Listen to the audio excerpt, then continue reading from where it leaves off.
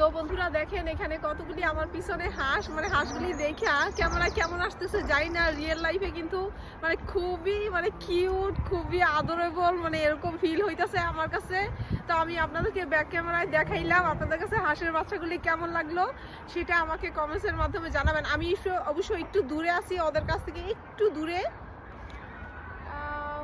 অল্প অল্প দূরে, বেশি দূরে না, কেন আমি গেলে সামনে গেলে যদি না এরা পানিতে নেমে যায় সেজন্য আমি কাছে যাইতেছি না। তো বন্ধুরা আমার এই যে আমি ব্যাক ক্যামেরায় দেখাইতেছি, দেখেন কতগুলি হাঁস এখানে, এবং হাঁসের বাচ্চাগুলি দেখেন কি সুন্দর রোদ পোহাইতেছে।